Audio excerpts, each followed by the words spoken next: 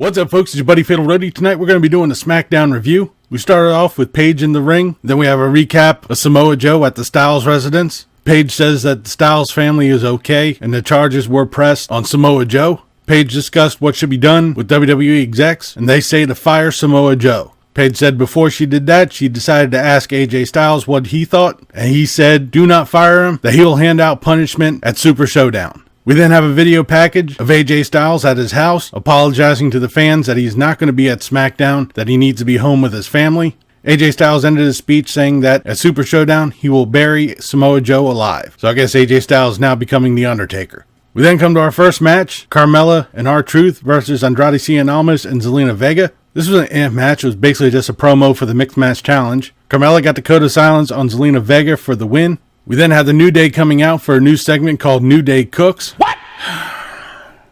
And to make a long story short, too late. The Bar come out, they run down the New Day, a fight breaks out, they beat down the New Day and take the pancake batter and pour it all over Mr. Booty'sworth. What the hell?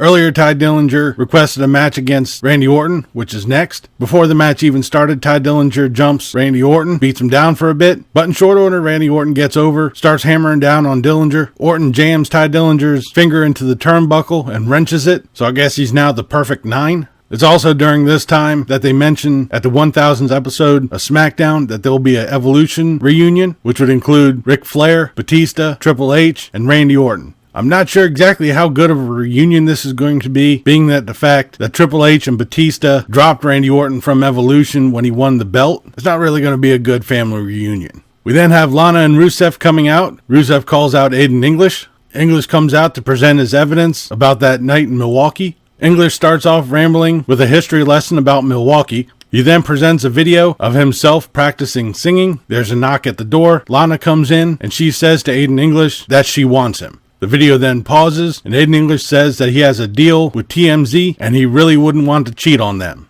Rusev and Lana argue in the ring, and then Rusev runs down Aiden English to the backstage area. Lana's left sitting in the ring, and we go on to our next segment. We then have Daniel Bryan versus Shelton Benjamin with The Miz at ringside, so I guess you can see where this is going. This was actually a pretty good match, with the exception of The Miz running his mouth. There was a whole lot of action. I really liked this match, but unfortunately The Miz has to get involved. He distracts Daniel Bryan, which allowed Shelton Benjamin to get the pay dirt for the win. After the match, The Miz gets in the ring, beats down on Daniel Bryan, and leaves him laying in the ring. We then have Asuka versus Peyton Royce with Naomi and Billie Kay at ringside. This is an amp match. It's just the same repetitive stuff we've seen with these 4 people for the past couple of weeks. Asuka got Peyton Royce into a submission for the win. Okay, next.